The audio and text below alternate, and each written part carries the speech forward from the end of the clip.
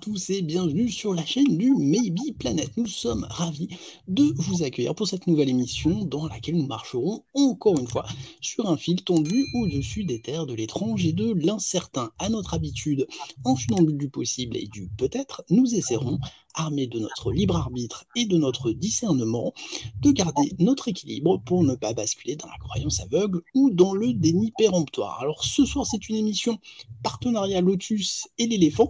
Je suis accompagné de Julie. Julie, comment vas-tu? Ça va bien, merci. Eh bien, super, hein, c'est début de semaine, enfin on enregistre un début de semaine, vous la regarderez un samedi comme d'habitude. Martine Seigneur ne pouvait pas nous accompagner aujourd'hui parce qu'elle était sur un salon, donc elle ne pouvait pas être là pour faire la présentation habituelle, donc on va s'en occuper parce qu'on doit pouvoir le faire effectivement. Et ce soir, on a le grand plaisir de discuter avec Valérie, j'espère. Valérie, comment allez-vous? Très très bien, merci. Écoutez, on est ravis de vous accueillir parce que vous êtes l'auteur du livre « Et si vous étiez passeur d'âme ?» Point d'interrogation, très intéressant. C'est un livre qui est sorti en novembre de l'année dernière, hein, c'est ça Valérie? Oui, c'est ça. Voilà, donc chez Le Lotus et l'éléphant. Alors Valérie, je me permets de vous présenter en lisant la 4e de couverture, et bien sûr, si vous souhaitez rajouter des choses, n'hésitez pas, ce sera avec grand plaisir. Donc, Valérie, vous êtes formée à de nombreuses techniques et écoles de mystère qui vous ont conduit de l'Égypte à l'Inde. Vous utilisez votre connaissance de la langue des oiseaux, ça c'est très intéressant, c'est une langue alchimique, des techniques énergétiques et des sagesses ancestrales pour accompagner les passeurs d'âme d'aujourd'hui à travers vos séances de coaching et de formation. Alors, c'est un petit peu ramassé, mais il y a peut-être des choses que vous souhaitez rajouter dans cette petite présentation? Alors, oui, je dirais la première chose qui me vient à l'esprit, c'est qu'effectivement, il faut poser des mots. Poser des mots pour pouvoir se faire comprendre. Donc, résumer. Et justement, je trouve que, évidemment, j'ai écrit le livre pour une bonne raison. C'est qu'en tout cas, ce mot de passeur d'âme, et en tout cas, dans ma façon de vivre, je crois que je le vis largement. Et se mettre dans une identité ou se mettre dans une case pour définir ce qu'on fait, c'est toujours très, très complexe pour un pasteur, justement. Voilà, parce qu'il ne fait pas qu'une chose, mais plein de différentes. Et de devoir mettre un métier dessus, c'est parfois compliqué. C'est un petit peu compliqué, effectivement, je suis bien d'accord. Alors, si vous le permettez, je voulais commencer cette émission en lisant quelques lignes de votre livre que j'ai trouvé très intéressantes. Alors, vous écrivez « La clé du passeur du 21e siècle, être authentique, intègre et agissant. Nous avons à apprendre à créer des collectifs qui n'effacent pas les reliefs humains, mais s'enrichissent des différences des personnes. Nous sommes là pour créer des ponts et non plus colmater les divisions et les séparations en tout genre. Notre humanité a besoin de passer un énorme cap de conscience. Alors les passeurs sont là pour aider chacun à franchir le pas de sa propre libération. Comment ? En mettant en action nos compétences propres de chef de projet, de médecin de l'âme, de conseiller, oser s'exprimer et laisser vibrer nos valeurs humaines en toute intégrité et simplicité dans des collectifs résilients, novateurs et libres. » Alors Valérie, comme je vous le disais tout à l'heure en off, moi cette conclusion, puisque ce sont les mots de votre conclusion, elle m'a fait sourire parce qu'en la lisant, je me suis dit mais ça ressemble quand même beaucoup au Maybe Planet, et je me suis dit voilà-t-il pas qu'on serait des passeurs d'âme et qu'on ne le saurait pas en fait. C'est fort possible en fait. Bien évidemment, c'est toujours c'est un exercice délicat d'écrire sur un sujet comme celui-là parce que le premier point évidemment qu'on va certainement soulever, c'est que tout de suite au niveau de l'ego, il y a un besoin d'identification. Donc voilà, est-ce que je suis, est-ce que je suis pas? Et j'ai essayé d'amener aussi les choses pour que ça puisse donner, j'allais dire, un descriptif. Mais sans être enfermant. Et puis finalement, est-ce que c'est une vraie question de est-ce que je le suis une fois que je sais que je le suis ou que je le suis pas? Est-ce que fondamentalement ça change ce que je fais? Et là, dans cette conclusion, c'est ça aussi, c'est que, et je crois que c'est aussi le propre du passeur, c'est que peu importe, j'allais dire, l'identification qu'on va mettre dessus, ce qui compte, c'est l'action. Et une action qui est juste, qui est posée. Et effectivement, dans les caractéristiques chez les passeurs, un des points importants, c'est que pour eux, ce qui est important, c'est de faire cette jonction, c'est d'être comme un pont. Je prends souvent l'exemple en séminaire voilà, d'un petit pont de bois qui n'a pas de prétention, mais qui a le mérite d'être là. Et ceux qui sont prêts à passer, ils passent. Et le passeur va être là, en fait, pour pouvoir permettre aux autres, d'une certaine façon, d'être visibles, déjà eux, de se voir eux-mêmes, de se reconnaître. Donc pour ça, il a plein d'atouts, hein, parce que c'est souvent quelqu'un de très enthousiaste, qui sait voir les potentiels chez les autres, qui comprend en fait les différentes façons de fonctionner. C'est un très bon psychologue généralement, même s'il ne sait pas forcément mettre des mots dessus. Mais en tout cas, une des volontés, c'est de faire en sorte qu'on puisse y arriver à ces fameuses valeurs humaines. Alors, on peut avoir toutes les grandes valeurs du monde. Enfin, on a vécu assez de choses ces dernières années, au moins ces 2 dernières années, pour énormément espérer, quelque part aussi, de se dire, OK, il va y avoir un vrai changement de paradigme. Et évidemment, on se rend compte que le chaos dure et qu'il est nécessaire. Qu'il y a malgré tout énormément de gens qui commencent à vraiment se poser des questions, et c'est le plus génial parce que le premier pas vers la connaissance, c'est d'accepter de sortir de l'ignorance, sans culpabilité ni quoi que ce soit. Et donc par-delà, effectivement, des collectifs comme le vôtre, c'est de faire ce travail-là d'investigation, d'essayer d'informer. Vous l'avez dit dans l'introduction, et ça m'a beaucoup touchée aussi, parce que il ne s'agit pas du tout de tomber dans… Alors moi, j'appelle ça les you-you. Dans la pensée magique, dans tout est merveilleux, ça y est, j'ai compris la loi de l'abondance ou quoi que ce soit, et ça y est, tout va m'arriver. Qui parle? C'est l'ego. Je crois qu'il y a des recettes magiques, ça ne fonctionne pas tout à fait comme ça. Il faudrait savoir rester pragmatique, développer son discernement, et justement, c'est tout l'enjeu, apprendre à réfléchir par soi-même avec les éléments qui sont là, tout en se connectant à son intuition, en disant, OK, est-ce que c'est vraiment OK pour moi, ou est-ce que je suis encore dans des croyances qui sont posées? Donc, avoir aussi des exemples comme le vôtre qui montrent, qui offrent la possibilité d'avoir différentes voies de réflexion, de pouvoir se faire, j'allais dire, une opinion, et puis surtout de donner envie d'aller investiguer un peu plus loin. Mais quel bonheur! C'est ça le rôle du passeur. On a bien fait de venir, Julie. Visiblement. On a bien fait de venir ce soir, effectivement. Alors, justement, Valérie, quand on parle de passeur d'âme, je crois qu'il y a quand même quelque chose qui me paraît important de définir au préalable, c'est qu'est-ce que vous entendez par l'âme, justement?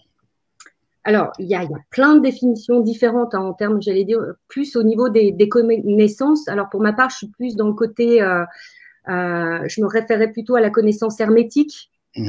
Voilà, mais toutes les traditions initiatiques, hein, quelles qu'elles soient, ont plus ou moins une définition finalement qui se rejoint. Et alors, moi, je le dirais comme ça, je serais d'abord dans l'écoute de ce que ça veut dire une âme. Et pour moi, dans la façon dont je la définis, en fait, c'est juste de l'amour à manifester, comme le M, et qui aime, hein, bien sûr, c'est de l'amour manifesté dans tout l'être. C'est-à-dire que l'être tout entier, en fait, c'est reconnu. Et il y a en fait comme une pleine conscience, quelque part, qui est là, qui a reconnu que tout est amour. Dit comme ça fait un peu peur. Dans le sens où, oui, bien sûr, tout est amour, cet amour magnifique, grand, inconditionnel. Mais oui, soyons clairs, on n'y est pas. Ça ne nous empêche pas, voilà, de peu à peu, en se découvrant, en apprenant qui on est, nos façons de fonctionner, voilà, en travaillant, alors, ce que j'appelle moi la carte intérieure, ça permet d'y arriver. Donc l'âme, c'est cette partie, c'est une partie, on pourrait considérer ça comme un noyau. Et en fait, dans ce noyau, il y a une partie évolutive et non évolutive. La partie évolutive, c'est ce qu'on appelle souvent l'âme, c'est-à-dire ce qu'on peut toucher, qui est manifesté, c'est-à-dire qu'il y a des caractéristiques, non pas des caractéristiques égotiques, mais plus des caractéristiques d'âme. Alors, j'allais dire qui sont plus reliées à des vertus, en tout cas des façons. Alors, on pourrait dire au sens large des valeurs, des grandes valeurs humaines, et tout ce qui fait notre humanité. Et la partie non évolutive, dans le sens qui se réfère en fait au non manifesté, c'est-à-dire le contenant et le contenu. Dire c'est le noyau global. Nous, quand on parle d'âme, généralement, on parle de cette partie évolutive, hein, et qui fait donc tout son travail d'évolution au fur et à mesure, qui prend beaucoup de temps. C'est pas en une vie, que l'âme se développe complètement. On passe par des règnes. Hein, on est passé par tous les règnes, minéral, végétal, animal, humain. Et ce qui veut dire aussi que ça s'arrête pas forcément là, puisqu'il y a une évolution qui est infinie. Voilà, on verra la suite, on aura bien le temps voilà. Mais pour l'instant, on est en tout cas encore dans le règne humain. Ça ne veut pas dire qu'à côté de ça, il n'y a pas déjà d'autres développements qui sont là. Mais ça, on peut en revenir si vous voulez. Donc l'âme, c'est, j'allais dire de façon commune, c'est cette partie en fait en évolution qui apprend et qui découvre sa propre conscience et qui devient de plus en plus consciente. Je le définirais. Ouais, c'est une bonne définition. En plus, ce que je dis toujours, parce que vous disiez tout à l'heure, bon, on est encore loin du tout amour. Mais enfin, c'est quand même bien courageux de venir s'incarner sous la forme sous laquelle on s'incarne, parce qu'on ne choisit pas la facilité quand même, parce qu'on a des corps qui sont quand même très limitatifs, un environnement qui est quand même assez hostile. C'est une preuve de courage quelque part de venir s'incarner dans un humain pendant quelques vies. Alors, quelques vies, je pense que c'est pas beaucoup, quelques vies, c'est beaucoup, beaucoup, beaucoup de vies. Pour les meilleurs. Voilà, si on prend en compte l'évolution au fur et à mesure et la conscience de plus en plus présente, courageux, ça dépend qui parle. L'ego peut dire que c'est courageux.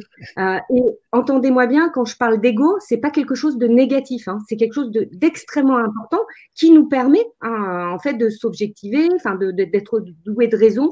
Voilà. Sauf que il y a un moment où cet ego, qui est relié aussi au corps mental, bien évidemment, se doit de redevenir ce qu'il est, c'est-à-dire un service, au service de l'âme. Et c'est pas lui qui pilote, c'est l'âme. Et au fur et à mesure qu'on s'incarne, l'âme ne voit plus ça comme quelque chose de courageux, mais voit ça comme faisant totalement partie de l'incarnation. Et plus, évidemment, en termes de niveau de conscience, on va avancer, si je puis dire. C'est de l'amour, pas du courage. On a une petite... Valérie, on vous a perdu. Oui, on a eu une petite coupure, mais ça va, on vous a retrouvé, tout va bien. Oui, non, mais c'est vrai que cette notion d'ego est essentielle parce que souvent aujourd'hui, enfin, en tout cas dans nos sociétés, l'ego aujourd'hui c'est presque quelque chose de négatif, quoi. C'est le fait d'écraser les autres, d'avoir la grosse tête. C'est vrai que c'est un peu la définition de l'ego aujourd'hui. Oui, on entend aussi très souvent, il faut que je me débarrasse de mon ego, c'est plus possible, c'est mon ego qui dirige. Non, mais qui parle? Enfin, oui, c'est encore l'ego là, manifestement, mais c'est qui le maître à bord? Et tout le sujet, c'est comme je le dis souvent, c'est de devenir ce propre maître, devenir son propre maître, être le maître à bord. Et maître, ça veut dire être. J'aime tout entier l'être que je suis, que je vibre. Et être un maître, c'est avoir passé déjà un super cap, c'est-à-dire d'avoir véritablement, accepté de s'incarner, parce que beaucoup, dans leur vie, ils disent oui, non, voilà, ça veut dire prendre véritablement la responsabilité de sa vie, et pas subir, donc sortir de la survie. Et c'est donc, en termes de responsabilité, devenir son propre père et sa propre mère. Et c'est pas si simple. Moi, j'ai de la chance, je m'aime beaucoup, en fait. Donc, je me dis que j'ai dû déjà faire pas mal de chemin. Donc, voilà, et entendre s'aimer, ce que ça veut dire, parce que souvent, on voit beaucoup de messages, alors beaucoup reliés plus, j'allais dire, au développement personnel. Ma souveraineté, j'affirme ma souveraineté, je m'aime tel que je suis. Mais qui parle? J'ai pas besoin de changer, voilà, je suis parfait comme ça. Oui, voilà, on parle de compassion, pas de complaisance. C'est pas tout à fait pareil. Pareil, effectivement.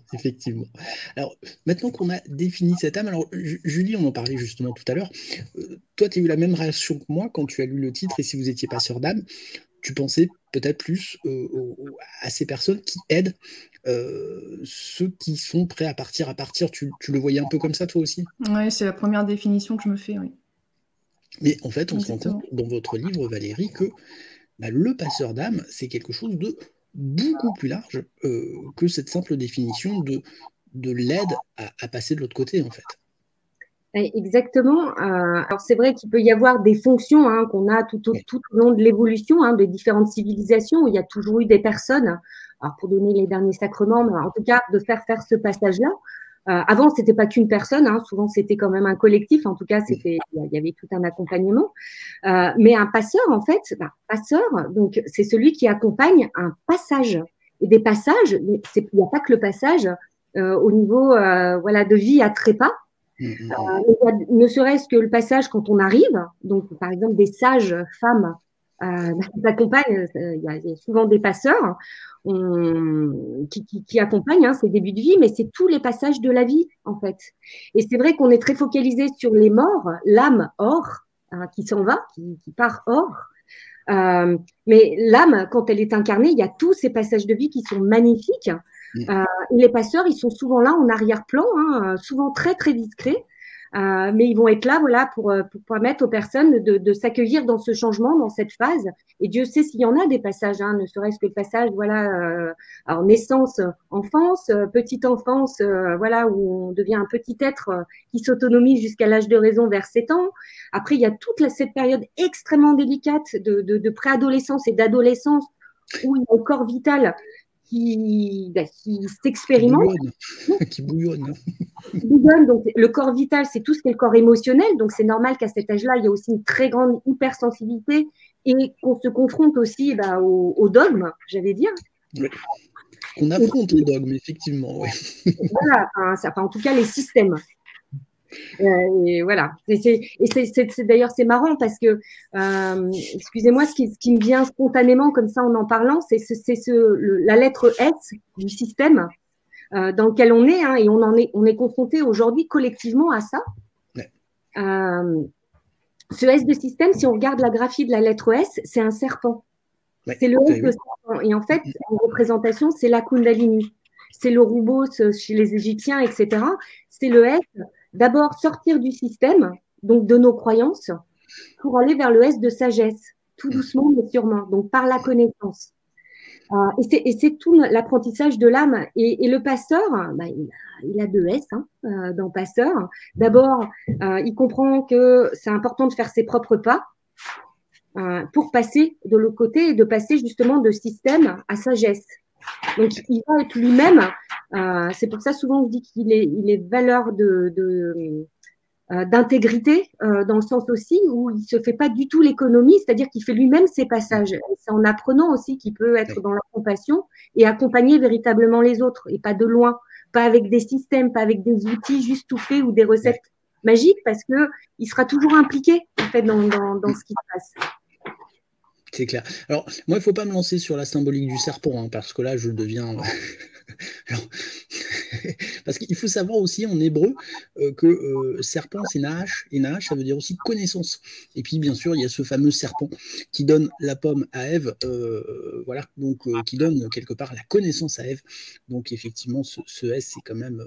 voilà, les religions chrétiennes l'ont un peu fait passer pour quelque chose de négatif, mais en fait... la connaissance est plutôt quelque chose de tout à fait porteur. Je reviens quand même sur cette notion de passeur d'âme que, on va dire que le grand public voit plutôt, enfin pour ceux qui s'intéressent un peu au sujet, comme celui qui fait passer de vie à trépas. Moi, j'ai l'impression quand même que dans nos civilisations occidentales, là, on veut définitivement occulter la mort. Enfin voilà, ce sont des fonctions aujourd'hui qui n'existent plus vraiment dans les hôpitaux ou autres, comme si la mort était quelque chose pas de honteux, mais en tout cas qu'on voulait vraiment occulter. Je ne sais pas si vous avez cette impression aussi. Oui, j'ai tout à fait cette impression. C'est vrai qu'on vit comme si en fait ça n'existait pas. De plus en plus, on fait tout pour reculer cet âge-là et on fait tout pour surtout ne pas y confronté. On aime se faire peur. On le voit dans toutes les séries où ça devient presque banal. Hein, voilà, en 3 secondes on meurt, mais on a toujours plein de vie, on revient. Enfin, voilà, c'est tout ce qu'on peut voir. Mais en fait, on fait tout pour ne pas affronter cette possibilité-là. On fait comme si c'était dans longtemps, en fait. Ouais.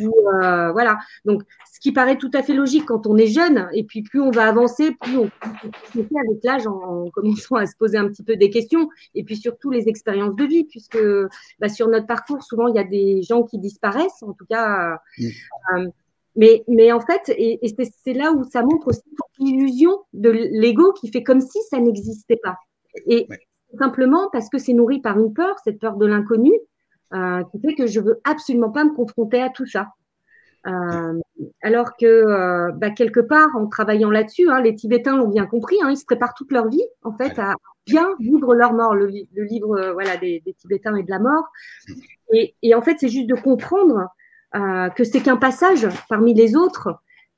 Et qu'il n'y a pas de quoi être triste, enfin, surtout si on s'est appliqué toute sa vie à vivre pleinement et pas en survie. Et donc, tout l'objectif qu'on a tous, c'est de sortir de ce système de survie, comme si on était en manque perpétuel. Et Dieu sait si aujourd'hui les égrégores font en sorte qu'on soit dans cette peur, dans tous les sens du terme, parce que ça permet de ne pas réfléchir, donc pas de se poser trop de questions. Et donc d'être voilà, dans des besoins, j'allais dire, de l'ego de base, qui lui dit, bah voilà, manque, il faut que donc je me nourrisse, voilà, que je puisse faire ce que je veux, ce qui me plaît, quand je veux, autant de fois que je veux, etc. Et où on a tendance à confondre quelque part nos vrais besoins avec des besoins apparents qui ont besoin d'être satisfaits. Donc là, on est plus dans le désir, c'est-à-dire au sens des religions, qui a été puni, alors que ce soit la luxure. Alors il y a l'envie, généralement, on confond envie et désir. Et pourtant, envie veut bien dire ce que ça veut dire, être en vie pleinement. Ressentir des choses, voilà. Se rendre compte à quel point c'est précieux, mais pour qu'on se rende compte que c'est précieux, et ben justement, il faut pouvoir toucher que ça peut s'arrêter d'un moment à l'autre. Et c'est souvent là qu'on prend réellement conscience que quelque part qu'on n'a pas de temps à perdre, ou que chaque seconde est précieuse. J'ai l'impression quand même, voilà, et on en revient quand même à cette science qui réfute l'existence de l'âme, de la métaphysique, et qui dit non, quand le cerveau s'arrête, il n'y a plus rien, terminé. Donc c'est pour ça qu'on veut reculer cette échéance de la mort et qu'on ne veut pas mourir, parce que ça sous-entendrait la fin de tout, alors que c'est la fin de quelque chose, mais pas de tout. Enfin, en tout cas, c'est tout à fait possible qu'il y ait quelque chose un petit peu après. Et c'est vrai, voilà, je pense qu'il y aurait quand même un travail à faire sociétal. On l'a vu avec cette crise du Covid, des gens qui n'ont pas pu enterrer leurs proches convenablement, et ça a dû être absolument terrible, de dire, bon, la mort est un passage, on ne peut pas l'éviter, essayons de bien vivre. Voilà, c'est ce que vous disiez, c'est un peu le propre de la philosophie aussi, d'apprendre à mourir. Donc, quand on apprend à mourir, on essaie de bien vivre, effectivement.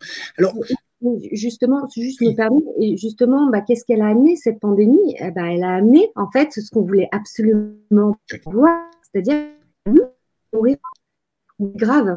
Oui, et qu'ont fait les gens, en fait? La plupart se sont recentrés sur l'essentiel en disant, mais qu'est-ce qui est vraiment important? D'où tout ce qui est en train de se passer aujourd'hui, le nombre de personnes qui disent, mais ce que je fais, ça n'a pas de sens. Mais je veux plus ça. Et on le voit bien, il y a un grand boom des reconversions dans tous les sens où tout le monde veut aider tout le monde, ce qui est très louable. Après, c'est juste de savoir que c'est peut-être un métier. C'est important de s'en rappeler. Mais en tout cas, ça a créé quelque chose où les gens, tout d'un coup, se sont réveillés. Je dis bien réveillés, pas réveillés forcément, mais réveillés. Il y a quelque chose qui est venu leur rappeler quelque chose. Et il y avait un appel, malgré tout ce que, le côté qu'on pourrait voir négatif de cette pandémie, ça a permis, quelque part, de mettre en lumière, en fait, les zones qui n'étaient pas encore accomplies chez beaucoup d'entre nous. Et beaucoup se sont rendus compte de l'importance des liens. Il y en a qui ont découvert et qui vivaient quand même. Aussi, parce que au-delà des reconversions professionnelles, il y a aussi quand même éclatement de beaucoup de structures qui peut-être ne tenaient plus la route et qu'on s'en était pas rendu compte, tout simplement. Alors oui, j'allais dire au niveau micro, au sens familial, il y a eu beaucoup d'éclatants, mais pareil au niveau plus, j'allais dire même économique, social, ça a permis de reconsidérer en fait, mais quels sont les véritables liens que j'entretiens et quelle est ma responsabilité dans ce lien. C'est-à-dire, on ne peut pas éternellement, ça c'est l'ego, dire c'est toujours la faute des autres qui sont différents, qui sont passés. Moment, je prends ma responsabilité. Et voilà, et la pandémie est venue mettre en exergue ça, c'est-à-dire que même si on a eu tout ce vocabulaire de guerre, de combattre, etc., c'est venu amener quoi? C'est venu amener un point très simple. Est-ce que moi, je suis en paix dedans? Est-ce que je suis vraiment en paix? C'était le miroir, et un beau miroir. Est-ce que je suis le courant ou est-ce que je suis maître de ma trajectoire? Voilà, c'est un petit peu ça. C'est une question que beaucoup de gens se sont posées. Bon, et chacun sa réponse.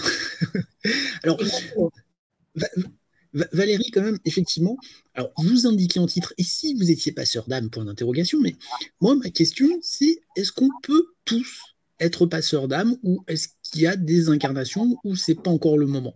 Voilà. Est-ce que c'est quelque chose qu'on peut développer? Est-ce qu'on l'est tous intrinsèquement? Ou est-ce que c'est vraiment un choix, je dirais, de vie ou d'incarnation? Alors, ça soulève cette question-là.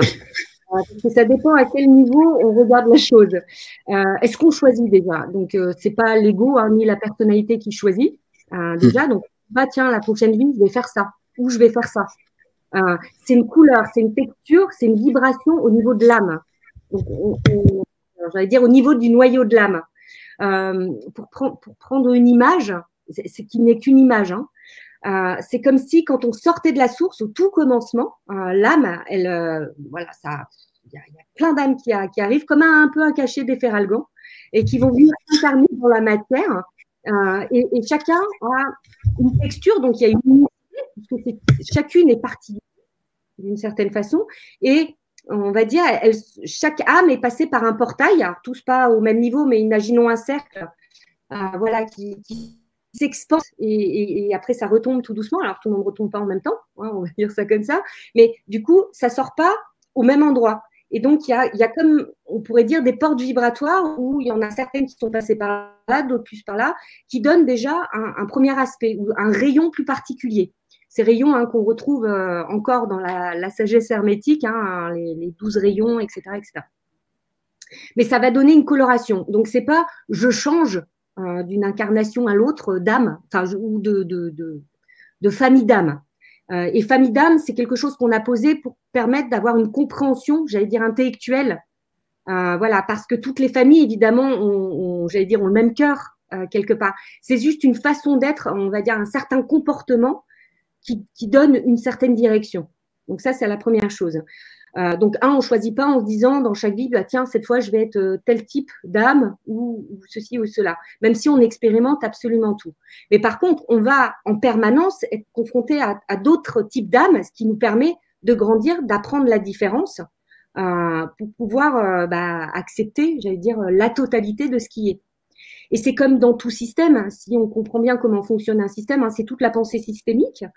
Quelque part, bien sûr qu'on est toujours tout, puisqu'on est le tout, comme un hologramme.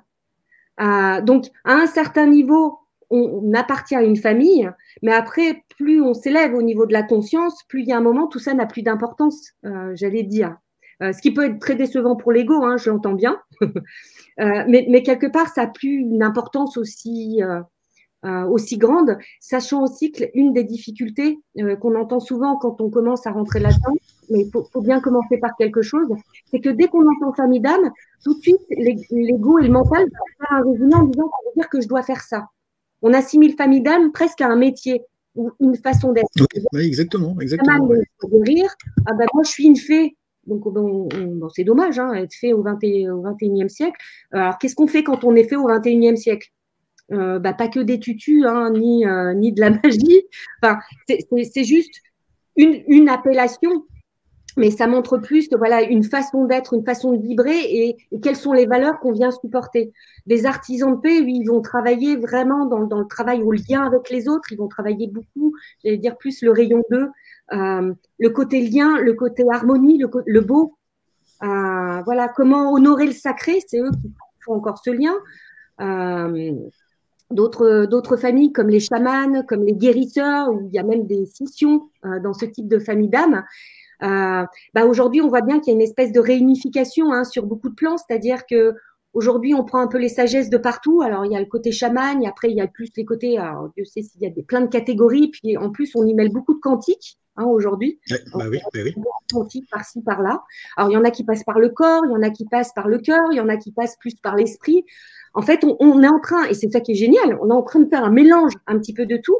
Mais pourquoi? Ça revient juste en force parce qu'il y a ce besoin, et vous l'avez souligné tout à l'heure, ceux qui ne croient pas du tout à l'après-mort, etc., c'est parce qu'on a vécu dans notre évolution tout un siècle de scientisme et de matérialisme, c'est-à-dire où on s'est coupé complètement notre spiritualité. Ouais. Et aujourd'hui, maintenant qu'on a fait l'un complètement que spirituel dans le corpus, c'est après l'Éden, hein, où on a goûté à la connaissance.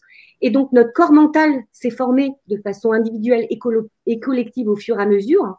Et c'est tout l'espace de l'ego qui avait besoin de prendre sa place. Moi, je dis souvent, c'est le côté plexus, où on avait depuis 26 000 ans tout un développement du côté plus masculin, qui n'a rien à voir avec homme. C'est masculin. Le yang. Mais plutôt un yang d'affirmer une individualisation, ce qui était très, très important. Et aujourd'hui, justement, ce basculement qu'il y a, c'est que ça y est, on peut maintenant embrasser les contraires. C'est-à-dire que c'est pour ça qu'il y a un si grand retour, j'allais dire, très minime de toutes les années 70 avec tout le New Age, tout ce qui s'est passé, où on prend un peu tout, et puis de connaissances maintenant, puisqu'il y a une communication qui est mondiale, où on peut redécouvrir voilà, et donner de l'information pour remettre, j'allais dire, la spiritualité au cœur aussi de nos façons de fonctionner, c'est-à-dire de comprendre qu'on n'est peut-être pas que puissant en tant qu'homme et qu'on a dominé la Terre et bientôt l'espace, mais que peut-être on n'est pas tout seul, effectivement, et que beaucoup de gens ressentent qu'il y a une appartenance, qu'il y a quelque chose de beaucoup plus vaste, et c'est juste un juste retour des choses. Oui, en tout cas, un équilibre qui serait salvateur, effectivement. Voilà. Et l'équilibre, c'est ça. C'est un eux qui devient libre, c'est-à-dire que collectivement, on rentre dans une libération tout doucement où on arrête d'opposer les choses. Et qui dit arrêter d'opposer, commencer à sortir tout doucement de la dualité, en fait. Il y en a qui ont déjà fait pas mal de chemin et que voilà, il y a beaucoup d'éveillés qui expliquent tout ça, etc. La masse, a pas forcément encore fait tous ces passages-là, mais ça se fait tranquillement et ça se fait. Et ça, c'est pas nous qui décidons quand c'est le bon moment. Mais il y a eu un vrai passage qui a été fait de façon collective, préparé depuis 2012, où ça a commencé à switcher tout doucement. Et ce passage-là, c'est quoi de façon collective? C'est le passage justement du plexus au cœur. Alors, ça répond quand même à ma question, parce que en vous écoutant, je me dis, mais là, ce qui est en train de se passer, c'est que de plus en plus de personnes vont se découvrir passeurs d'âme avec toutes les missions qui sont afférentes aux passeurs d'âme, parce qu'encore une fois, et justement, on va l'aborder, ce n'est pas simplement aider une personne de passer de vie à trépas, c'est beaucoup plus large que ça, et j'ai l'impression qu'il peut y avoir un effet systémique, c'est-à-dire que plus on se découvre passeur d'âme, et enfin, plus on découvre des passeurs d'âme, il va y avoir une espèce d'accélération, c'est tout à fait possible. En ce moment, on assiste effectivement à une accélération, c'est aussi pour cette raison-là. Alors après, il y a plein de terminologies différentes selon qu'on se situe dans l'entreprise ou etc. On entend beaucoup parler d'hypersensible, on entend beaucoup parler de multipotent, où tout le monde se reconnaît. Alors c'est moi, ça y est, je suis multipotentielle. Ah non, je suis HPI. Ah non, je suis... je peux vous confirmer, hypersensible, il y en a de partout. Mais oui, mais en fait, ce qui est complètement logique, c'est simplement déjà que, les gens osent beaucoup plus parler de leur sensibilité, de leur virilité. Deuxièmement, de façon, j'allais dire, très technique, il y a une élévation du taux vibratoire au niveau de la Terre, donc on sent beaucoup mieux les choses et nos corps subtils perçoivent plus facilement. Donc, ceux qui ne captaient pas trop grand-chose, tout d'un coup, ils se mettent à sentir la nature, et légitimement, ils se posent des questions. Qu'est-ce qui m'arrive? Qu'est-ce qui se passe? J'allais dire, les personnes déjà très sensibles, etc., ça ne fait qu'accélérer. Ça ne fait qu'accélérer, en fait, aussi pour eux le processus. Où on a justement à des hyper, c'est-à-dire comment je gère tout ça. Après, j'allais dire en termes de passeur d'âme, il y a quand même des caractéristiques un peu plus spécifiques. Tout le monde est passeur d'âme, tout le monde n'est pas passé par le même rayon. C'est juste qu'on on entend plus parler, alors qu'avant, on entendait plus parler des autres familles, dans la façon dont ils ont œuvré. Mais comme justement, nous sommes vraiment en train de vivre un énorme passage au niveau de l'humanité, et là, on va dire au XXIe siècle, c'est un petit peu plus les passeurs qui sont sur le devant de la scène, même s'ils n'aiment pas ça, même s'ils font tout pour rester cachés. Alors, du coup, ça fait un joli mot, rester caché. C'est terrible, mais peut-être effectivement. Le but, c'est de commencer à oser exprimer qui ils sont et à oser faire leur travail, j'allais dire, au grand jour. Oui, oui. D'assumer. Eux, de faire une mise à jour. C'est-à-dire, pour pouvoir aider les autres, il faut qu'eux aussi fassent leur passage. Donc, qu'ils se reconnaissent. Donc, qu'ils acceptent aussi leur individualisation complète, qu'ils fassent ce travail en eux-mêmes de rassembler les contraires pour pouvoir mieux accompagner tous les autres qui sont en train eux aussi, de faire ce travail-là. Donc, dans tout ce passeur d'âme, je ne pense pas qu'on le soit tous, mais ce n'est que mon avis et ma vérité, bien évidemment, dans le sens où, dans les caractéristiques, alors j'ai essayé d'en nommer un certain nombre dans le livre, et on voit qu'il y a cette capacité, évidemment, à être, j'allais dire, moi j'appelle ça des hommes et des femmes de réseau, c'est-à-dire qu'un des points principaux, c'est de mettre les gens en lien. Et c'est ce que les passeurs d'âme adorent faire, c'est-à-dire je connais un tel machin, ou j'ai vu ça, tiens, j'ai vu ça, tu vois, tu devrais regarder. Et c'est, en fait, il fait presque les feux de circulation en permanence, mais toujours mettre les gens en lien. Et ça, c'est quelque chose qui le remplit profondément. Créer du lien et de faire en sorte qu'il y ait des choses nouvelles qui surgissent. Enfin, créer des projets, voilà, créer des choses qui n'existent pas encore, avec des valeurs en arrière-plan, évidemment, très humaines. Mais il y a un côté très pragmatique, c'est-à-dire c'est pas un doux rêveur. C'est pas quelqu'un qui est juste dans voilà, les projets de magie, de ceci, de cela, même si, comme tout à chacun a son travail à faire intérieur là-dessus au niveau de l'illusion, mais très souvent, il y a une vraie volonté de servir, j'allais dire, dans la matière. Donc, c'est pour ça qu'ils sont souvent à des postes clés, alors souvent qui utilisent la communication ou le verbe, mais je le disais dans le livre, par exemple, ce sont des excellents chefs de projet. Parce qu'ils aiment bien être au cœur et de relier des gens qui ne travaillent pas forcément ensemble ou n'ont pas forcément de facilité à travailler ensemble. Et je disais, un des mots aujourd'hui qu'on retrouve en entreprise, qu'on entend de plus en plus dans l'intelligence collective, c'est le facilitateur, en fait. Ouais, qui permet de créer des espaces pour mettre en lien les gens et aussi des parties prenantes, c'est-à-dire de pouvoir mettre dans la matière des projets qui font sens, des projets humains. Donc, alors, ce qu'on voit aujourd'hui, on voit bien, il y a permaculture, écolieu, il y a énormément d'initiatives qui sont en train de se mettre en place et il y a beaucoup de personnes qui se disent j'ai envie d'aider. Et en même temps, l'ego qui reprend en disant mais tu sais rien faire, hein. Mais tu sais tout et rien faire en fait. Donc, c'est pour ça que ce sont des généralistes experts en fait. Une expertise dans le général. Et souvent, quand on peut faire l'analogie, c'est tout aussi bien que quelqu'un qui est super expert. Dans le sens où quand on va pas bien, on va voir un généraliste. Et c'est grâce à lui qu'on peut être orienté pour aller là où on en a plus besoin. Donc, on en a besoin.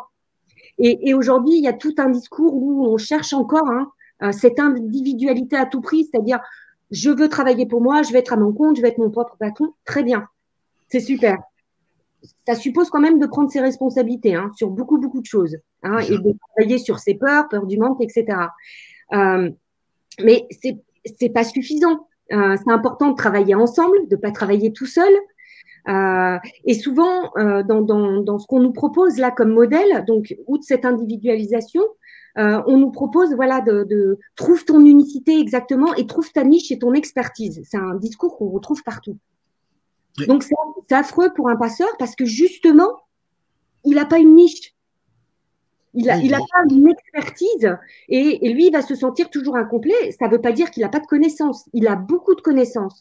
Mais ça l'intéresse, mais ça aussi, et ça aussi, et ça aussi. Et du coup, il va avoir beaucoup de connaissances dans plein de domaines, mais il ne va pas jusqu'au bout, c'est-à-dire il n'aurait pas assez d'une vie pour valider tout sur tout. C'est un colibri, quoi. Il passe d'une fleur à l'autre et c'est ça qui lui plaît, quoi. Exactement. Et l'image du colibri, c'est ça. C'est-à-dire qu'il a cette capacité à rester stationnaire, à faire le travail qu'il faut. Et en même temps, il y a de la beauté aussi dans le colibri. Mais ça montre bien, en fait, cette maîtrise du temps. Je suis là, je suis pas là. Et en fait, il y a aussi et ça montre bien aussi là une des empreintes du passeur qui vibratoirement est quelqu'un souvent qui est assez délicat. C'est pas quelqu'un qui va venir quand on impose, qui a une grande bouche, qui la grande gueule, quoi. Voilà, ouais. Je dis rien. Il va glisser juste des petits trucs. Après, voilà. Et il n'a pas besoin de cette reconnaissance à outrance. Parce que déjà, il y a souvent un côté timide. Et justement, comme il n'a pas encore tout à fait fini de travailler son individuation, il pense qu'il ne mérite pas. Lui, ce qui compte, c'est que les autres soient bien. Voilà. Et il y a un moment, il faut juste prendre conscience que les autres sont vraiment bien quand chacun est bien. Chacun. Et pas que les autres. Donc, c'est pour ça que je fais un petit focus, notamment aussi dans le livre, sur le côté sauveur, où il faut passer ce cap-là, sortir de ce triangle inférieur pour vraiment, je prends ma responsabilité et j'ose affirmer qu'effectivement, je fais pas comme tout le monde. J'ai peut-être plusieurs métiers, ça paraît un peu dingue. Et alors voilà. On peut s'intéresser à tout, sans être. Ça veut pas dire qu'on est instable. Oui, il y a une forme d'instabilité, mais voilà, qui crée un équilibre, effectivement. Ouais, c'est passionnant, en fait, je me rends compte. Vous savez, nous, on côtoie beaucoup de gens qui sont pas chercheurs, qui n'ont pas encore écrit de livre, mais qui disent j'aimerais bien faire ci, j'aimerais bien faire ça. Voilà, on sent quand même qu'il y a plein de gens qui sont prêts à faire des choses, mais que la société tire un peu vers le maillot parce qu'on leur a dit « Ouais, mais ça, tu ne pourras pas le faire, mais ça, il y a quelqu'un qui l'a déjà fait, mais tu n'as pas les capacités pour le faire. » Ça, c'est vraiment quelque chose… Est-ce que le passeur d'âme est là aussi pour, justement, élever les autres et leur dire « Allez-y, jetez-vous. Au pire, j'aime bien cette expression d'Oscar Wilde, visez la lune, au pire, vous tomberez dans les étoiles. » C'est un petit peu ça, le passeur d'âme, alors. Eh bien, en fait, ce qu'il y a d'intéressant justement chez le passeur, alors dans le livre, j'explique un peu qu'il y a le côté père qui est très présent. Ça peut être assimilé un peu à un coach, mais c'est pas que ça. Mais c'est le fait de vraiment déjà arriver, lui, en tant qu'être, par sa vibration, en fait, il porte une motivation interne. De dire, mais il y a des possibles, c'est possible.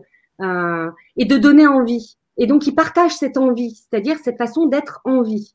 Et donc, par effet miroir, les personnes commencent à sentir que oui, il y a des possibilités. Et le passeur, lui, il est là pour ouvrir un champ. Moi, je les appelle des champs, des émetteurs d'harmonie. Pour permettre au champ d'exister déjà, de permettre aux personnes d'être dans un endroit sécure, donc comme un bon père, où la personne va pouvoir faire son travail de se connecter à ce qui est vraiment important pour elle. Mais le passeur, aucunement, je ne joue le rôle de conseiller ou lui explique ce qu'il doit faire, comment il doit le faire et pourquoi il doit le faire. Il laisse la personne se développer. Ouais. Voilà, et il accueille, il n'a pas son mot à dire. C'est aussi le rôle en entreprise d'un facilitateur. Lui, un facilitateur, il est garant du processus, pas des résultats. Ça veut aucunement dire je me défausse du résultat. Ça veut dire que je mets tout en œuvre pour que tu puisses agir en fonction de ce qui est juste pour toi. Sauf que ça présuppose que les personnes en face soient OK pour faire leur propre chemin. Et pas qu'on leur indique. Et souvent, la plupart du temps, les gens ne demandent qu'une chose, c'est de remettre leur pouvoir pour qu'on leur dise mais qu'est-ce que je dois faire? C'est un peu vrai. C'est un peu vrai aussi quand même. Il y a une espèce de passivité souvent qu'on constate parce que souvent il y a des gens qui viennent vers moi encore une fois qui disent j'aimerais faire des choses. Qu'est-ce que tu aimerais faire? Je sais pas, faut me dire. Maintenant justement, si tu veux faire quelque chose, fais-le. Mais c'est pas à moi de te dire quoi faire. C'est exactement ça quand même. Mais j'ai l'impression que le facilitateur sait que le résultat va être sympa, mais il dit à l'autre, surprends-moi, je sais que tu as les capacités pour le faire, surprends-moi parce que tu vas trouver une solution que moi, je n'aurais pas trouvée. C'est un petit peu ça, en fait. Oui, ça peut être, ça s'apparenter à ça, c'est-à-dire que un passeur, il est là pour ouvrir le champ des possibles et rappeler à l'autre, justement, quelque chose qui est essentiel, c'est le pouvoir créateur. C'est-à-dire faire prendre conscience à l'autre que, oui, en mode survie, tu subis. Mais il y a un moment où tu peux prendre les choses en main. Alors, après, il peut y avoir un grand débat philosophique. Est-ce qu'on est prédestiné? Est-ce que tout est écrit, etc., etc. Il y a une part de libre arbitre? Oui. Il n'y en a pas? Oui. D'un côté, oui. D'un côté, oui. Prédestiné ou pas, si on fait les bonnes rencontres, c'est plus simple. Donc, plus il y a de gens ouverts, plus les bonnes rencontres sont faciles à faire. Voilà, on va dire que c'est un petit peu ça. Encore une fois, il y a cet effet systémique. En fait, le truc, c'est que le passeur va aider la personne à retrouver son là. Son harmonie intérieure. Et une fois qu'on est à nouveau bien, j'allais dire, sur les bonnes ondes, sur les bonnes vibrations ou la bonne fréquence, naturellement, on est beaucoup plus à l'écoute de ce qui se passe. Donc, au lieu de se centrer toujours sur tout ce qui est négatif, c'est-à-dire qu'on continue à créer, voilà, on se dit, c'est pas possible, ma vie, elle est pourrie, etc. Je caricature. Non, mais presque pas. Mais en même temps, tout le monde l'a vécu. Quand on est dans un cercle vertueux, on est amoureux, on est ouvert, tout se passe bien, et tout va bien, et tout va mieux, et puis dans l'autre sens, on va très bien aussi. Il y a un truc qui ne va pas, et ça commence, et ça, voilà, et la machine à laver qui tombe en panne, et puis machin. C'est juste une question, en fait, de comment on s'oriente. Et toute la difficulté, c'est bien sûr, il y a plein de techniques en développement personnel qui mettent de la méthode Coué à tout ce que vous voulez. C'est pas parce que je veux que ça marche. C'est fondamentalement au niveau du cœur. Oui, j'accepte cette ouverture. Oui, j'accepte d'abandonner, que je contrôle rien du tout. C'est pas une incantation, voilà, c'est ça. C'est pas une incantation. Pourtant, ça peut marcher et ça marche. Pourquoi? Parce que dans l'incantation, on peut très vite aller dans la prière. Quand c'est une prière qui est vraiment sincère, c'est-à-dire qui vient vraiment du cœur, ça change un peu la donne.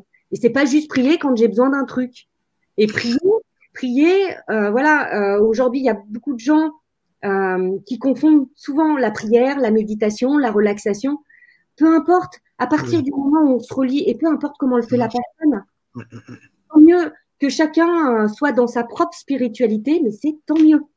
Que chacun sa façon d'être, tant mieux. Spiritualité ouverte et non dogmatique, c'est-à-dire de laisser aussi l'autre vivre sa spiritualité sans qu'elle soit spécialement la même que la nôtre. Voilà. Bon, ça c'est un vaste débat aussi aujourd'hui qu'on a dans nos sociétés, effectivement. J'adore cette émission, Valérie.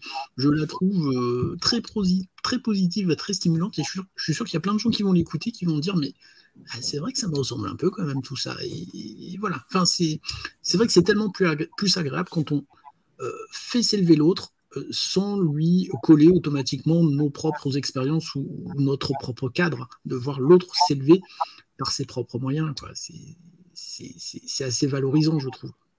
Ben oui, et puis c'est en fait, qu'est-ce qu'on travaille en faisant ça? Ben, on travaille l'altérité, en fait. C'est de véritablement accepter l'autre tel qu'il est. Et c'est commencer à cheminer avec. Pas sur, pas sous, pas à côté de la plaque non plus, avec. Et ça change tout. On trouve beaucoup ça en improvisation théâtrale, où on voit le oui et, qu'on retrouve aussi en facilitation. C'est-à-dire, on sort vraiment de oui mais, toujours oui et, 3 petits points, et ces tableaux magiques. Et ça, on le retrouve en improvisation théâtrale parce que ceux qui sont là en train de jouer, il n'y a rien de prémédité. Ils sont constamment dans l'instant présent, ils accueillent ce qui vient, ils accueillent les propositions. Et c'est un peu une façon de nous montrer comment j'accueille ce que me propose la vie. C'est une forme de trapèze en plus, parce qu'en improvisation, vous lancez l'autre, s'il n'est pas au rendez-vous, ça tombe à plat, quoi. Donc, la confiance. Et en même temps, c'est le propre de la personne qui se prête à l'exercice, c'est d'accepter que ça peut faire un plat. Et personne ne meurt. Voilà. Et on peut même en rire. Non, on apprend et on recommencera, et la prochaine fois, on sera peut-être plus à l'unisson, quoi, effectivement. Non, c'est absolument passionnant. Alors, ce qui est très intéressant aussi dans votre livre, et j'aime bien ces livres aussi qui permettent, qui abordent des sujets assez larges, mais qui en même temps essaient de donner quand même des outils aux autres. Alors, il y a un chapitre que vous appelez la trousse à outils du passeur, où vous donnez non pas des formules magiques, encore une fois, non pas des incantations, mais vraiment des outils pour s'aider à se développer et à s'incarner complètement. Ouais, j'allais dire, c'est un travail plus de conscience. Oui. Et en fait, là, je l'ai orienté beaucoup plus pour, on va dire, les passeurs dans la façon de fonctionner et à travers leur comportement, leur fonctionnement et leurs blessures d'âme. Après, ces outils-là sont tout à fait valables pour n'importe quelle personne. Là, c'est plus simple sur ce type d'outils-là. Il en existe plein d'autres. Là, je l'ai juste orienté, pour les personnes qui ressentent plus, ce côté passeur en eux. Mais c'est des outils qui marchent pour tout à chacun.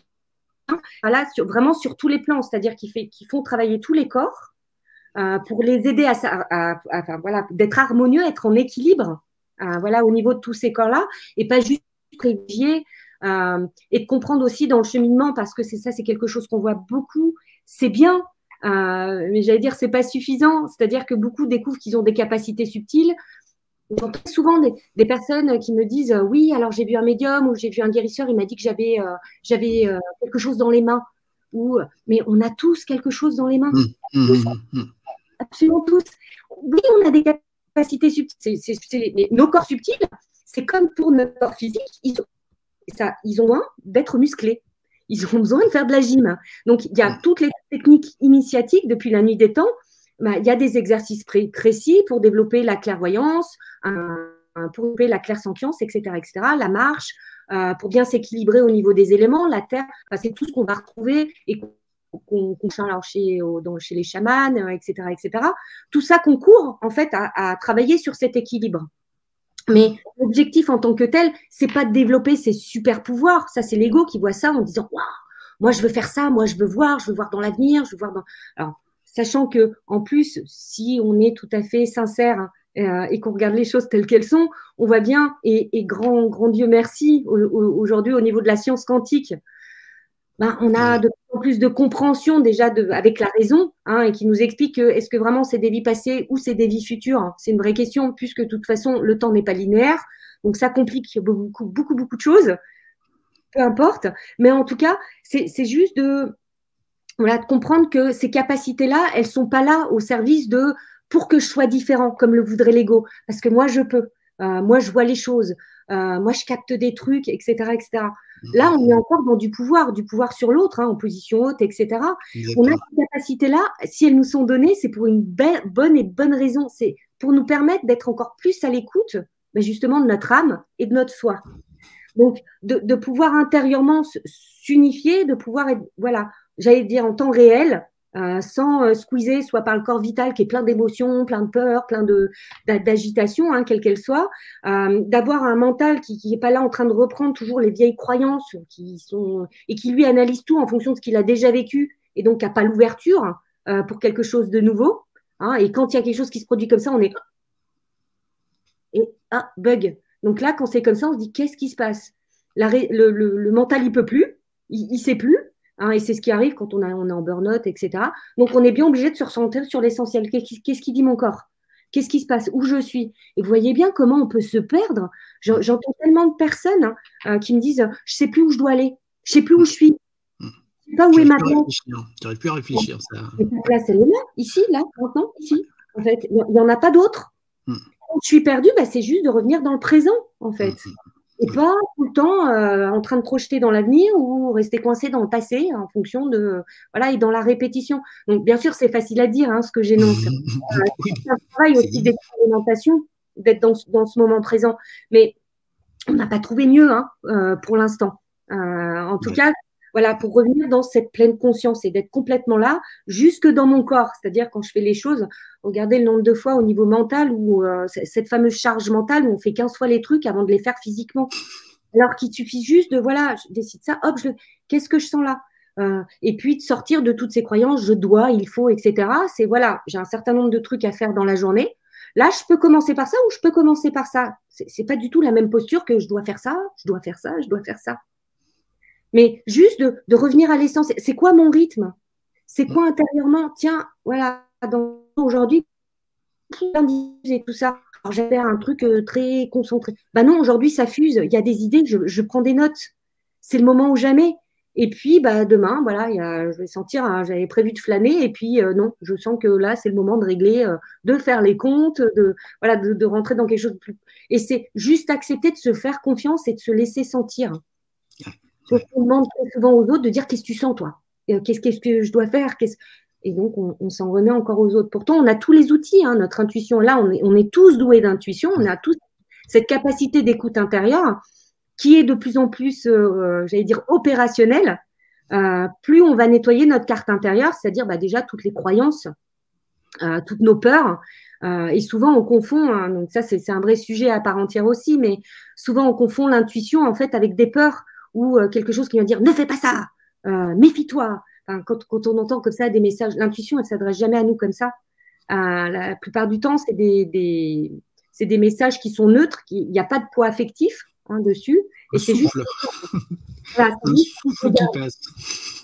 Exactement, un signe qui est très doux, mais ça ne répond pas à des injonctions qui sont en fait, elles, nourries par les peurs. Qui ont tout à fait leur raison d'être. On a notre cerveau limbique qui est là, hop, il n'a jamais vu une personne, il croise quelqu'un, il dit je ne sens pas lui. Ouais, je ne peux pas expliquer pourquoi, j'ai rien mais je ne le sens pas. Oui, il y a quelque chose qui fait que par rapport à ce qui a été enregistré, tiens, méfiance, alors ça peut être le morphotype, c'est plein de choses. C'est elle ressemble à ma grand-mère, quelqu'un qui m'a fait une crasse quand j'étais jeune, peu importe, mais il y a tout. Super. Donc, ok, j'ai cette perception. Qu'est-ce que ça m'amène? Qu'est-ce que ça. Tiens, je suis confrontée à ça. Alors, et c'est juste une occasion merveilleuse de dire, ok, tiens, je vais aller voir, qu'est-ce qui se passe? Au lieu de fuir, de dire, voilà, je ne fais pas confiance et tout ça, là, je continue d'être dans la séparation. Passionnant, effectivement. Mais quand même, je retiens quand même cette notion du pont de bois. Et je me dis que le passeur d'âme, peut-être que sa qualité première, c'est une forme d'humilité parce que le pont, on marche dessus. Et puis, il n'est pas fâché. Au contraire, il trouve ça normal. Donc voilà, le passeur d'âme doit-il être très humble? C'est un peu ce que vous sous-entendez quand même. Est-ce qu'il doit rien du tout? Ouais. En fait, le passeur d'âme, un de ses mâles, de ce qu'il doit traverser dans ses ondes, c'est la fausse humilité. Ouais. Oui. Ou la fausse modestie. C'est-à-dire, non, je ne le fais pas pour moi, non, mais tant que les autres sont bien. Il est dans le sauveur, à puissance 10 000, il n'y a pas plus orgueilleux. Il est en position haute.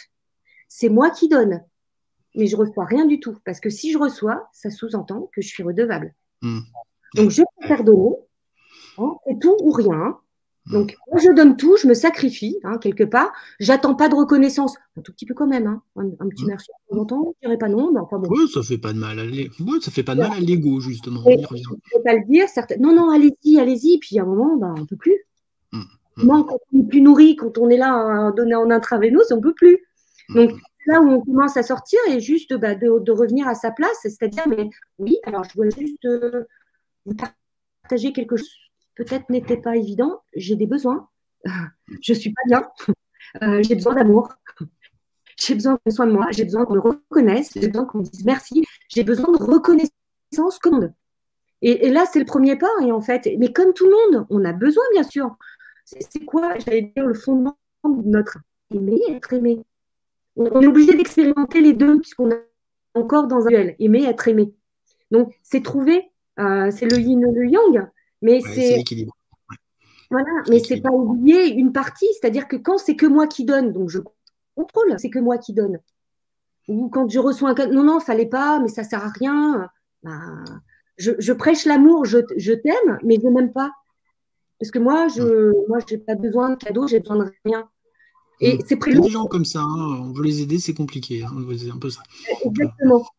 Mais c'est comme dire à l'autre, je veux pas que tu me fasses plaisir, je veux pas que tu me donnes quelque chose, parce que je suis redevable, donc je n'en veux pas. Donc c'est priver l'autre du plaisir de donner. Parce que je ne sais pas recevoir. Et pas recevoir, ça veut dire pas se voir à nouveau. Recevoir. Donc, d'accepter à un moment donné, voilà, de sortir de ce côté sacrifice que beaucoup de passeurs passent quand même, et donc d'arriver à regarder ça avec un peu de recul et juste de se dire, mon Dieu, en fait, je suis dans l'orgueil, mais à mort, en fait. Tout le temps en position haute, moi qui croyais être tellement généreux, tellement... Et vraiment, altruiste, altruiste, en fait, je ne donne rien du tout, quoi. Au contraire, je prends beaucoup. Voilà. En fait, je prends de la lumière, quelque part, c'est ce retour de retour. Mais je suis une bonne personne, donc je n'existe que parce que les autres me renvoient que je suis une bonne personne. Et donc, c'est pas intérieur. C'est pas intérieur, effectivement. Mais écoutez Valérie, on est déjà pratiquement à l'heure d'émission, vous voyez, ça passe très vite, mais c'était une émission passionnante encore une fois, et je trouve absolument enrichissante, on va dire, effectivement. Mais la dernière question que j'ai envie de vous poser, justement, c'est la question que vous posez, et est-ce que c'est pas la question la plus importante de se demander si on n'est pas passeur d'âme, est-ce que c'est pas déjà le début d'un chemin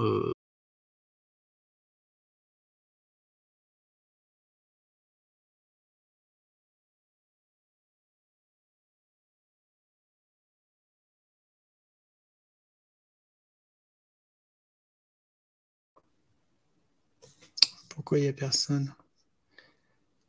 Hop.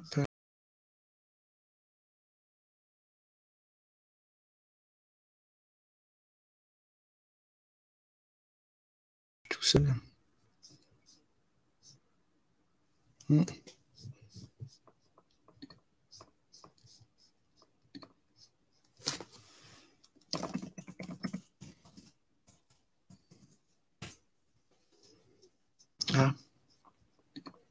Ah. Valérie, oui, je ne sais pas ce qui s'est passé. J'ai l'impression que ça vient de chez moi. Vous avez été déconnecté, c'est ça, vous aussi? Oui, c'est ça. Ça doit venir de chez moi, Julie. D'un coup, je vous avais plus. D'un coup, déconnecté, Valérie était freezée. Alors, attendez, juste ce que je vais faire, qu'on se retrouve dans la même configuration, si je peux, que tout à l'heure. Je peux pas. Alors, attendez. Désolée, du coup, je suis une hyper bavarde. Ah non, mais au contraire, c'est passionnant. C'est passionnant, non. Alors, je ne sais pas si vous aviez entendu ma dernière question. On fera un cut, hein, c'est pas un souci puisqu'on est resté sur le direct. Ce que je vous propose, Valérie, en dernière question pour l'émission, je vais vous dire, est-ce que justement la question la plus importante, c'est pas celle que vous posez dans le livre, à savoir, et si vous n'étiez pas sûr d'âme, est-ce que c'est pas le début d'un chemin? Ça vous va comme dernière question? Oui. Je vous demande juste 2 petites secondes. Je vous en prie. Allez-y. Et après, on s'arrête là-dessus, hein, si ça vous va. Ok. Est-ce que oui. Ok. Okay. Comme ça, après, on aura largement l'heure d'émission. Valérie, c'était absolument passionnant, vraiment très enrichissant, je pense, et très stimulant. Enfin, les spectateurs nous diront ce qu'ils en ont pensé. Mais j'aimerais vous poser une dernière question quand même. Est-ce que la question la plus importante, c'est pas celle que vous posez, justement, dès la couverture du livre, à savoir, et si vous étiez passeur d'âme, est-ce que ne serait-ce que de se poser la question, c'est pas déjà le début du chemin? C'est le début du chemin au niveau de la conscience, bien évidemment. C'est-à-dire que commencer à se poser des pourquoi et quel est le sens, ça y est, on sort de quelque chose. En tout cas, le si commence bien par un S. Hein. J'y faisais référence. Encore une fois. Mais c'est poser cette question et plutôt, voilà, ce si, il a vraiment son importance. C'est soit le si où je reste dans la séparation, c'est-à-dire je suis coupée en deux comme une scie. Hein. Soit la note si, elle correspond au chakra coronal, c'est-à-dire j'ouvre de do tout en bas, do, ré, mi, fa, sol, la, si, et c'est là où j'ouvre véritablement, c'est-à-dire j'accepte d'accéder à ma couronne, mon chakra coronal, pour me brancher en fait sur d'autres espaces au niveau de la conscience. Donc oui, se poser la question, c'est déjà ouvrir vers d'autres espaces, qu'on passe par passeur d'âme en s'intéressant, en se disant tiens, ça me parle, et peut-être qu'effectivement je fais partie d'une autre famille, et tant mieux, mais si ça peut déjà engager, ne serait-ce à commencer à véritablement se poser des questions, alors oui, le travail est fait. Et la vocation d'un passeur, c'est ça, c'est de commencer à poser des petites questions, tout doucement, pour permettre à l'autre de commencer à se dire waouh, je vois qu'il y a un peu de lumière par là, ça a l'air sympa. Juste fais-moi voir, j'y crois pas. Hein. Mais et la thèse, si je puis dire ainsi, c'est de passer de ok, t'y crois pas et c'est ok.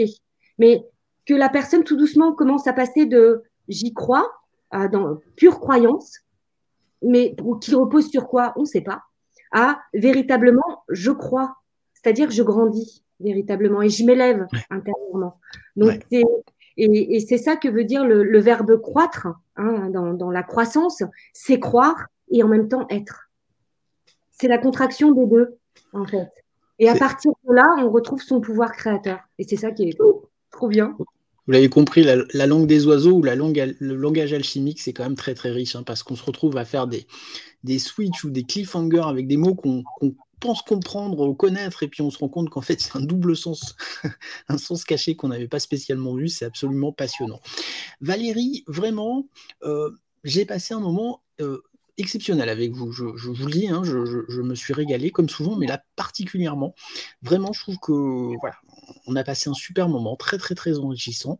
Amis spectateurs, si vous avez aimé l'émission, n'oubliez pas toujours le petit pouce bleu, ça peut aider justement à faire référencer l'émission.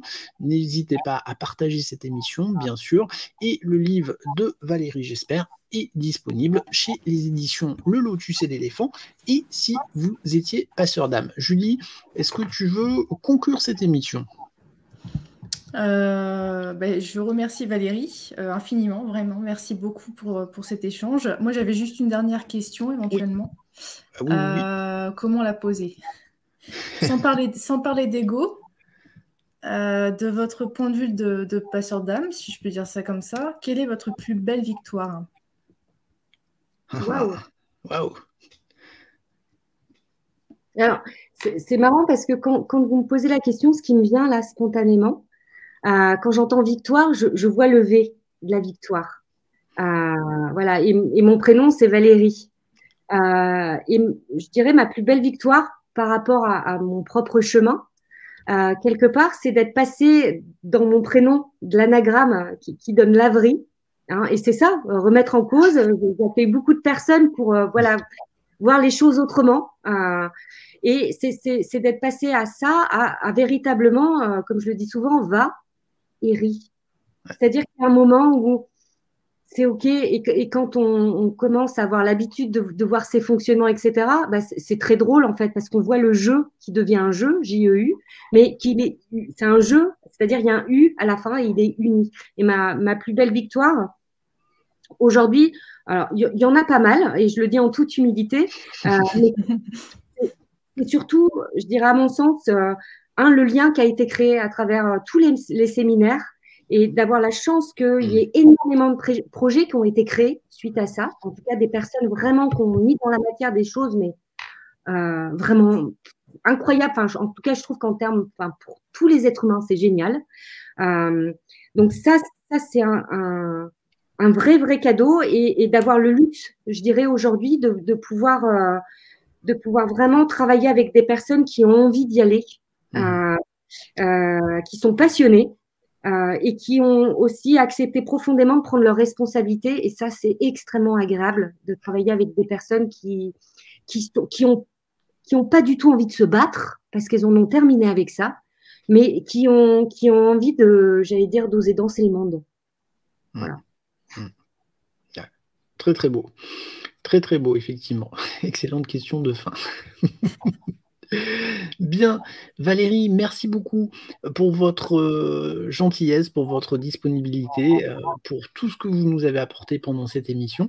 Je remercie Julie d'avoir participé pendant cette émission également. Et puis, écoutez, on vous dit à très, très bientôt sur les antennes du Maybe Planet. Ciao, ciao. Au revoir, merci.